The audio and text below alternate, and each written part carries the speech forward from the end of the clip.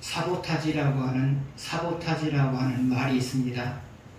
이 말은 우리에게 익숙하지 않는 말이죠. 사보라고 하는 말은 프랑스어로 남학신을 가리킵니다. 남학신. 여러분 남학신 아시죠? 남학신을 가리켜요. 그러면 사보타지라고 하는 말은 무엇을 가리키느냐? 무엇을 의미하느냐? 유럽의 중세의 농민들이 주인 몰래 주인의 수확물을 남학신으로 짓밟아 버림으로 못쓰게 만들었어요.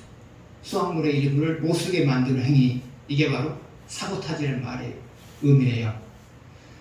유럽의 중세 때 농민들이 주인 몰래 수확물을 남학신으로 짓밟아 버려서 그 수확물의 일부를 못쓰게 하는 행위, 이게 바로 사보타지예요. 그러면 농민들이 남학신으로 주인의 수확물을 짓밟아서 못쓰게 만든 이유가 무엇이었느냐? 농민들은 드러내놓고 주인에게 불만을 표시할 수가 없었어요. 왜냐하면 제재를 당하니까. 그래서 주인 몰래 은밀하게 남학신으로 수확물을 짓밟아 버림으로 인하여서 자기들의 불만을 그런 식으로 표현했던 거예요. 그래서 농민들은 은밀하게 남학신으로 주인의 수확물을 짓밟아 버림으로 인하여서 수확을 많이 거두고자 했던 주인의 목적을 방해했던 거예요. 그런데 여러분에게도 여러분 인생을 잘 살아내고자 할 때 은밀하게 방해하는 것이 있어요. 그러면 여러분 인생을 잘 살아내려고 노력하는데 여러분의 인생을 은밀하게 방해하는 것이 뭐냐? 그것은 바로 여러분이 회개하지 않으면서 반복적으로 짓고 있는 죄예요. 그러면 그것이 여러분이 하고자 하는 일을 방해하는 이유가 뭐냐? 여러분이 회개하지 않은 채로 반복적으로 죄를 짓고 있으면 하나님이 여러분의 일을 방해하기 때문에 그래요. 그래서 여러분의 인생에 있어서 가장 큰 걸림돌은 바로 회개하지 않고 반복적으로 짓고 있는 그 죄예요. 이 죄가 있으면 하고자 하는 일이 안 돼요. 왜요? 하나님이 방해하니까. 그러나 여러분이 일관성 있게 하나님을 섬기게 되어지면 은밀하게 여러분을 돕는 자가 있어요. 그분이 바로 하나님이세요. 그래서 여러분 항상 일관성 있게 하나님을 섬기면서 살아감으로 인하여서 하나님이 보이지 않게 돕는 것을 여러분이 느끼시면서 살았으면 좋겠습니다.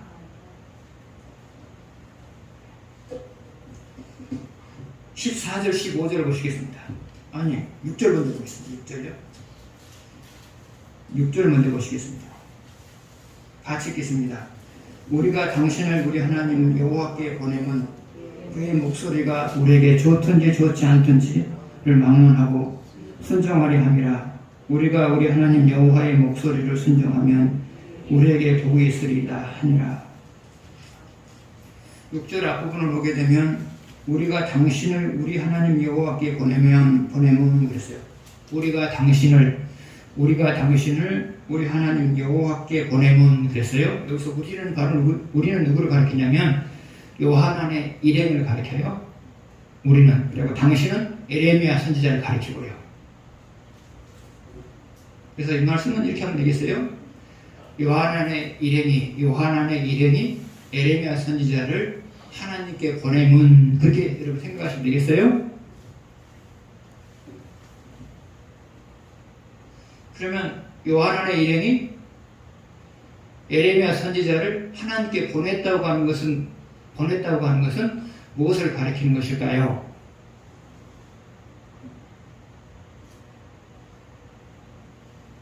요한의 일행이 하나님의 뜻을 알려고 노력했는데 하나님의 뜻을 찾아내지를 못했어요. 그래서 예레미야로 하여금 하나님의 뜻을 알아가지고 우리에게 알려주라, 이게 그 말이에요. 그러니까 요한의 일행이 하나님의 뜻을 알아야 했어요.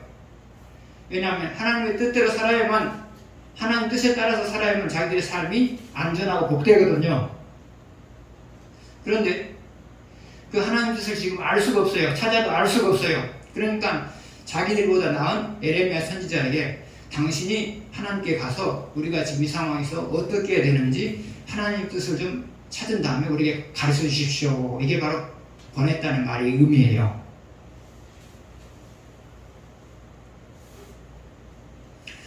여러분 역시도 마찬가지예요. 때로는 하나님의 뜻을 알아야 될 때가 있어요. 하나님 뜻을 알아야 될 때가 있어요. 근데 아무리 노력해도, 왜냐하면 하나님의 뜻을 알아야만 당면한 문제를 해결할 수가 있거든요. 그래서 여러분도 하나님 뜻을 알아야 될 때가 있어요. 그런데 여러분 힘으로서 여러분이 아무리 노력해도 하나님 뜻을 알 수 없을 때가 있어요. 그러면 하나님의 뜻을 알 수 없을 때는 어떻게 해야 되느냐? 그것은 목회자나 여러분보다 성숙한 사람에게 하나님 뜻을 좀 알아서 알려달라고 부탁을 해야 돼요.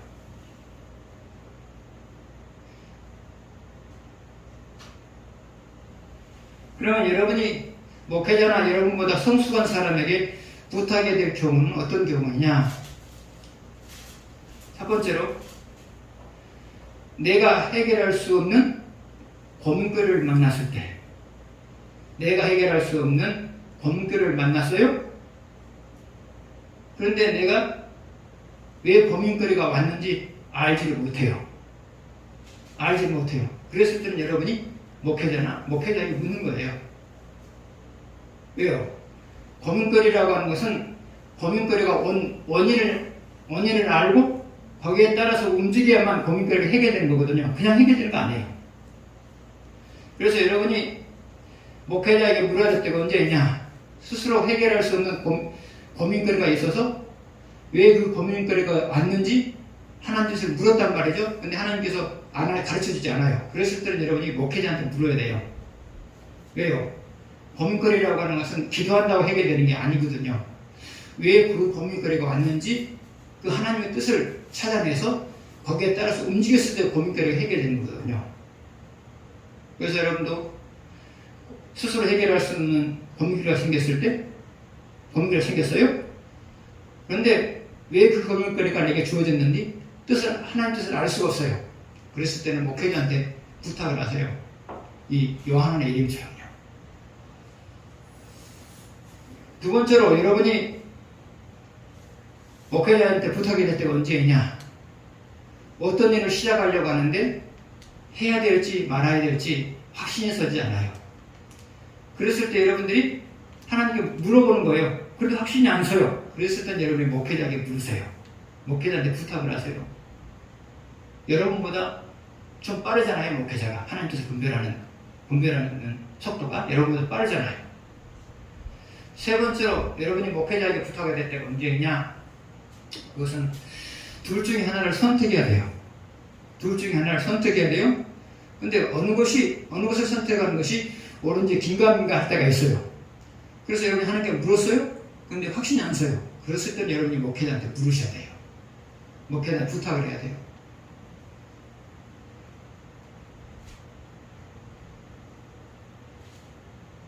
인생의 문제라고 하는 것은 기도해서 해결될 일이 있고요. 하나님의 뜻을 알아야만 해결되는 일이 있단 말이죠.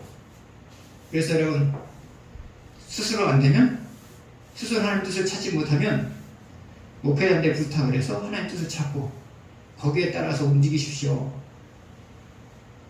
인생의 모든 문제는 대부분이 하나님의 뜻이 그 인생의 문제가 온 하나님의 뜻이 무엇인가를 분별하고 거기에 대해서 여러분이 대응을 하게 됐을 때 그때 해결이 되어져요. 그래서 기도만 하면 안 되는 거예요. 해결해 달라고 기도만 하면 안 되는 거예요. 하나님 뜻을 찾으십시오. 그리고 여러분이 못 찾겠으면 목회자한테 부탁을 하세요.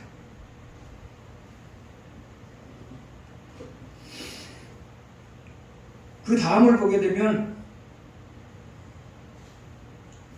그의 목소리가 누구의 목소리요? 하나님의 목소리요. 하나님의 목소리요. 그의 목소리가 우리에게 좋든지 좋지 않든지를 막론하고 우리에게 좋든지 좋지 않든지 막론하고 순종하려 함이라. 이게 무슨 말씀이냐? 이게 무슨 말이냐? 하나님이 이제 뜻을 물었으니까 뜻을 가르쳐 줄 거 아니에요.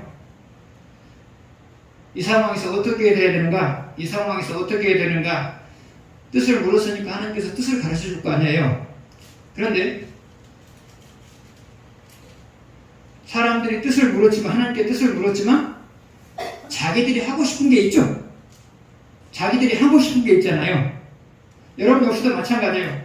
하나님께서 하나님 뜻을 말씀해 주시면 내가 하나님 뜻대로 움직이겠습니다. 그러면서도 내 마음속에는 내가 하고 싶은 게 있잖아요. 내가 하고 싶은 게요. 내가 하고 싶은 게 있잖아요.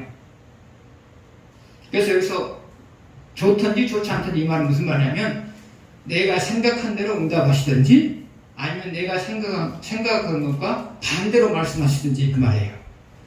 좋든지 좋지 않든지 이 말은 무슨 말이냐면 내가 생각한 하나님의 뜻이 내가 생각한 것과 같든지 내가 생각한 것과 전혀 다르든지 상관없이 하나님이 말씀하시면 그대로 따르겠다. 이게 그 말이에요. 여러분 역시도 마찬가지예요. 하나님의 뜻을 물을 때 하나님의 뜻을 물을 때 내 생각을 다 내려놔야 돼요. 하나님 뜻을 물을 때 항상 내 생각을 다 내려놓으시고요. 하나님이 좌로 가라면 좌로 갈 거고 우로 가라면 우로 가겠습니다. 그런 마음으로 여러분이 기도를 하셔야 돼요. 그래야 하나님께서 여러분에게 어떻게 할 것인가 말씀을 하시거든요. 그러면 여러분이 하나님의 뜻이 여러분의 생각과 같든지 같지 아니하든지 상관없이 하나님께서 말씀하신 대로 따랐을 때 주어진 것이 뭐냐? 그것은 바로 6절 마지막 부분에 나와요.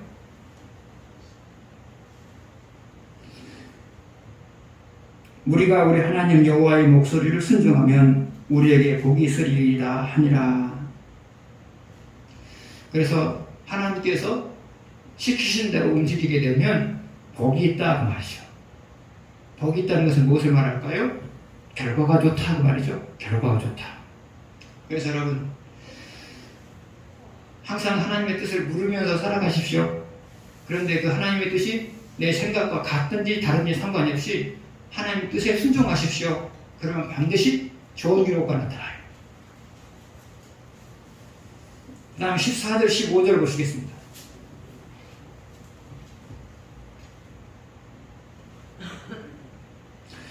또 너희가 말하기를 아니라 우리는 전쟁도 보이지 아니하며 나팔소리도 들리지 아니하며 양식의 궁핍도 당하지 아니하는 애굽 땅으로 들어가 살리라 하면 잘못되리라. 너희 유다의 남은 자여 이제 여호와의 말씀을 들으라. 만군의 여호와 이스라엘의 하나님께서 이와 같이 말씀하시되 너희가 만일 애굽에 들어가서 거기에 살기로 고집하면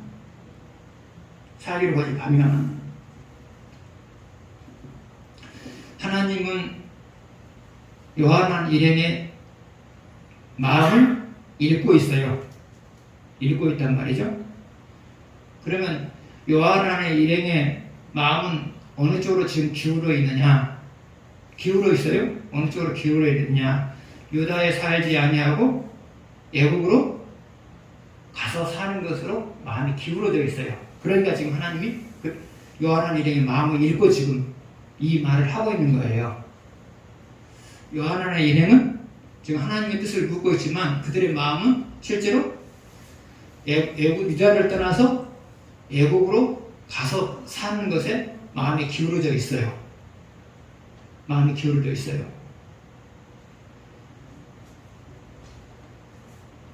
그러면 요한의 일행이 애국으로 가서 사는 것에 사는 쪽으로 마음이 기울어져 있는 이유가 무엇이었느냐?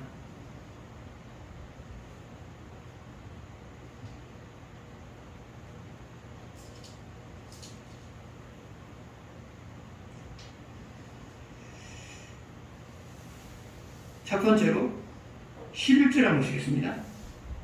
11절이요. 여호와의 말씀이니라. 너희는 너희가 두려워하는 바벨론의 왕을 겁내지 말라. 내가 너희와 함께 있어 너희를 구원하며 그의 손에서 너희를 건지리니 두려워하지 말라.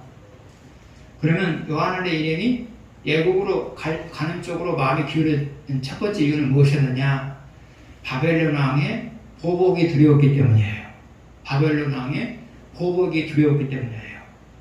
그러면 바벨론 왕이 유다에 대해서 보복을 할 것이라고 예측한 이유가 뭐냐? 우리가 지난 41장에서 이런 내용이 나오죠.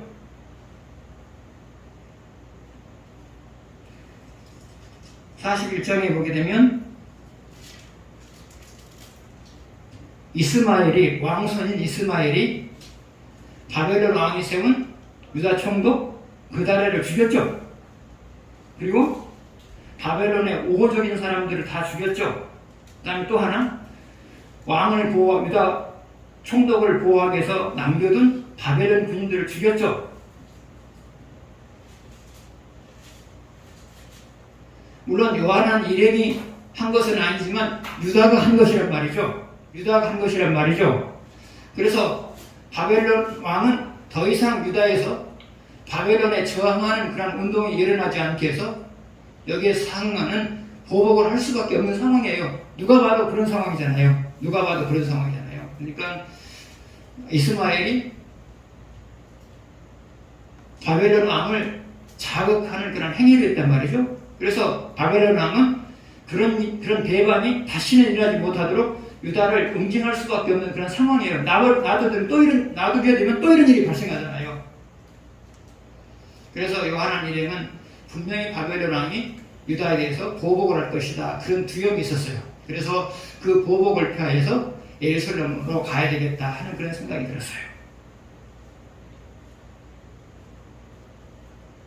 요한의 일행이 애국으로 가려고 마음이 기울었던 또 하나의 이유는 무엇이었느냐? 14절 보시겠습니다.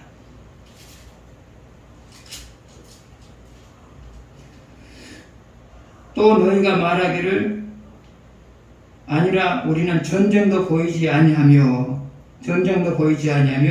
나팔소리가 들리지 아니하며 그랬어요. 그것은 무슨 말이냐면 애국으로 가게 되면 더 이상 전쟁도 우리가 경험하지 않을 거다 그 말이죠.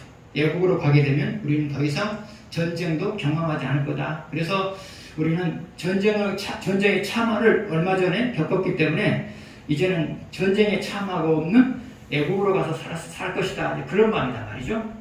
그 다음 또 하나요. 세 번째는 뭐냐면 14절 마지막 부분을 보게 되면 애국 양식의 궁핍도 당하지 아니하는 애국 땅으로 들어가 살리라. 그러니까 이게 바로 이제 애국으로 가려고 했던 세 번째 이유예요. 그것은 애국은 양식이 풍족한 곳이기 때문이다. 그 말이란 말이죠. 그런데 현재 유다는 어떤 곳이에요? 양식이 풍족하지가 않아요. 왜 그러느냐? 전쟁으로 인하여서 농토들이 많이 손상을 입었어요.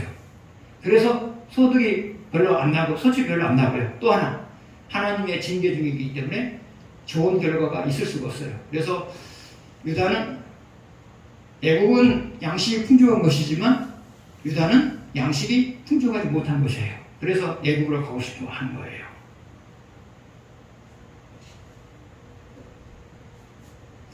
그런데 하나님이 유다인들로 하여금 애국으로 가지 말라고 말을 해요. 그러면 유다인들이 애국으로 가지 말아야 되는 이유가 뭐냐? 첫 번째로 애국으로 가는 것은 하나님의 말씀에 불순종하는 것이 되기 때문에 그래요. 그러면 애굽으로 가는 것이 왜 하나님의 말씀에 불순종하는 것이 되느냐? 하나님은 이스라엘이 광야 생활을 할 때 이스라엘 백성에게 명령을 하셨어요. 너희들은 어떤 일이 있어도 애굽으로 돌아가지 말라. 너희들이 나왔던 애굽으로 돌아가지 말아라. 그랬단 말이죠. 그 이유는 무엇이었어요? 애굽으로 돌아가게 되면 옛날처럼 다시 우상을 섬길 것을 염려가 돼가지고 돌아가지 말아야 했단 말이죠.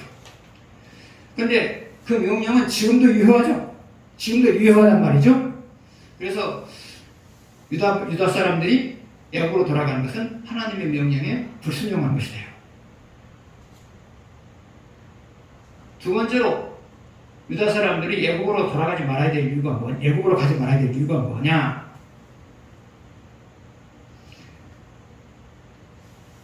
징계 상황은 사람의 힘으로 풀 수 있는 것이 아니라 하나님만이 풀 수 있기 때문에 그래요. 징계 상황은 사람의 힘으로 풀 수 있는 것이 아니라 하나님만 풀 수 있기 때문에 그래요.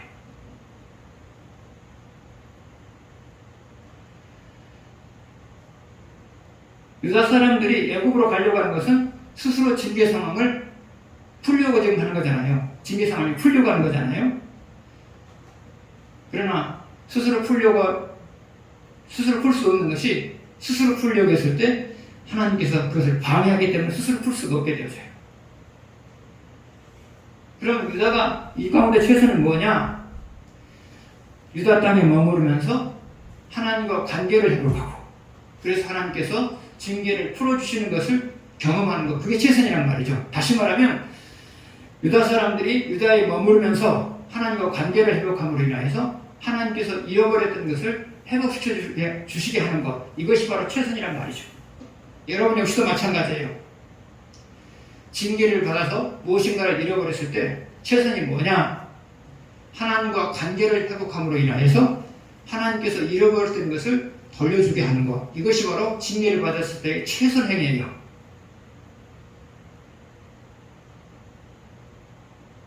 그런데 또 하나 중요한 게 있어요. 여러분이 징계를 받았을 때 여러분의 삶에 별로 영향을 주지 못한 미미한 징계가 있을 때도 있단 말이죠. 징계를 받을 때가 있단 말이죠. 그런데 그때도 여러분이 그대로 넘어가시면 안 돼요. 여러분의 삶에 영향을 주지 못하는 조그만 징계가 임하였을 때도 그대로 넘어가시면 안 되고요. 징계가 온 이유가 무엇인가를 찾아내서 회개하고 하나님과 관계를 회복한 다음에 넘어가셔야 돼요. 그래야 여러분이 그 죄를 짓기 전처럼 복을 받으면서 살아가는 거고요. 작은 징계라 그래가지고 회개하지 않냐고 넘어가 버리게 되면 또 다른 징계가 주어지거든요. 그래서 여러분, 징계받은 자의 최선은 뭐냐? 하나님과 관계를 회복하는 거예요. 징계받은 자의 최선이 뭐냐? 하나님과 관계를 회복하는 거예요. 관계를 회복하는 것이 최선 이유가 뭐냐? 관계를 회복하게 되면 잃어버렸던 것을 하나님께서 돌려주세요. 그리고 또 하나, 죄를 짓기 이전처럼 다시 복을 받는 삶을 살게 만들거든요. 그래서 징계를 받았을 때 작든지 크든지 상관이 없이 항상 관계를 회복하세요. 그러면 유다 백성들이 하나님의 뜻을 무시하고 애굽으로 갔을 때 나타난 일들은 무엇이냐? 그게 이제 16절, 17절에 나와 있어요. 16절, 17절은 무엇이다? 너희가 두려워하는 칼이 애굽 땅으로 따라가며 너희에게 미칠 것이요, 너희가 두려워하는 기근이 애굽으로 급히 따라가서 너희에게 임하리니 너희가 거기에도 죽을 것이다.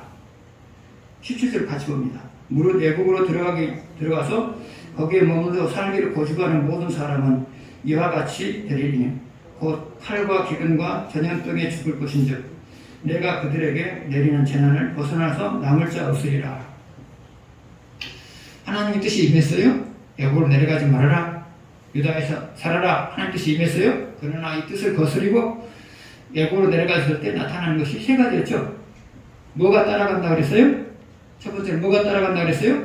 칼이 따라간다 그랬죠. 칼이 따라간다 그랬죠.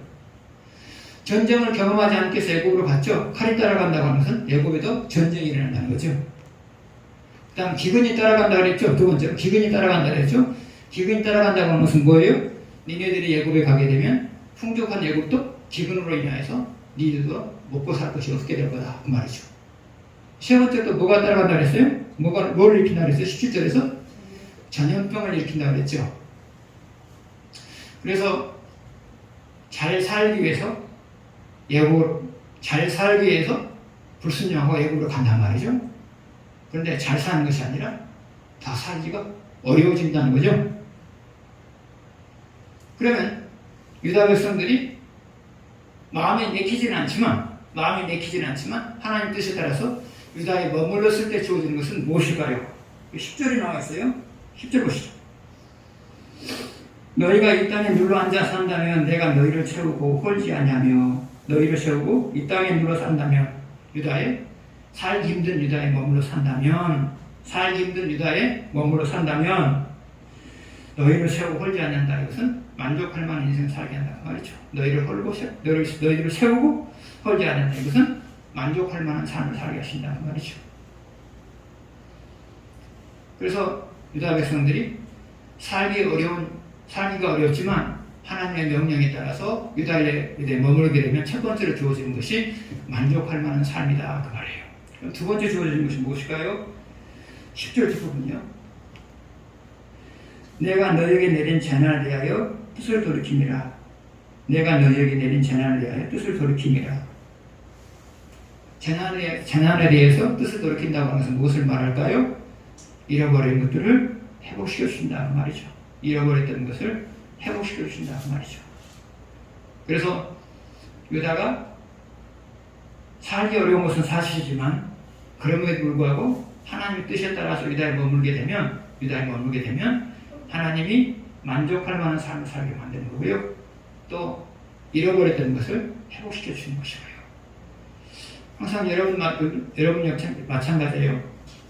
보이는 것에 의해서 결정하시면 안 되고요. 무엇인가를 결정할 때 보이는 것에 의해서 결정하시면 안 되고요. 하나님께서 말씀하신 대로 결정하셔야 돼요. 그것이 가장 안전한 삶이고요. 그것이 가장 복된 삶이에요. 그래서 항상 보이는 것에 의해서 결정하지 마시고요. 하나님의 뜻에 따라서 결정하십시오. 그래서 여러분의 삶이 안전하고 복된 삶이 되었으면 좋겠습니다.